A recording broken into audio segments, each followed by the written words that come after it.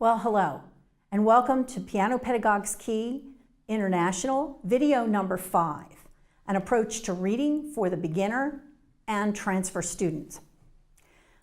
I wanted to do this because this is a great time of year in the summer to discuss how our students read. You know, I believe that the number one problem with attrition in our lessons, you can argue about a lot of things, but one of them is the frustration with reading.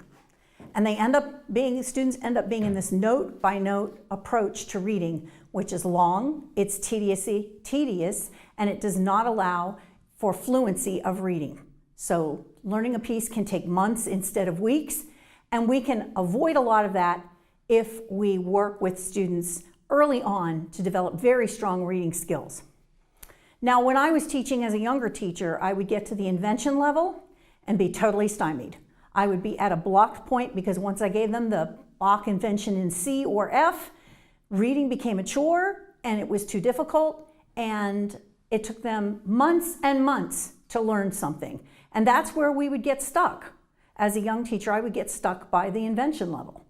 And I thought, what's going on here that I'm not getting the reading?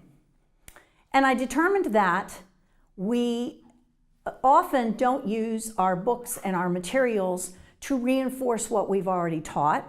We teach it as we go along in the book, which maybe for some students works well, but not for others.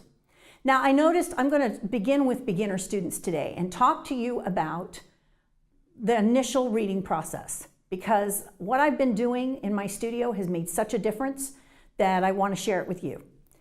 I would give them the method book and work with a couple of method books. I even went to the point that I was using 2 different method books to reinforce. But the method books, all of them, basically introduce teaching the notes, note by note or 2 notes by 2 notes, and the student is learning it bit by bit. The problem is, I think, is that students gradually begin to think that every note is a separate rule and they're supposed to remember the letter A on the second line. And it's a long time, well into the second book, before they even talk about the whole idea of teaching the lines and spaces, and all of the notes are a pattern that you can actually work with after they've learned the notes note by note or 2 by 2 in the pieces. I decided to change the whole thing on its ear and just teach reading from day 1 on my own and use the method book that you choose as your reinforcement, not as the initial teacher. Now, I used to wait a month while they're doing the pre-reading pieces to do my lines and space routine that I'm going to show you in a minute, and then start this. But I have now gotten to the point I teach it from lesson 1.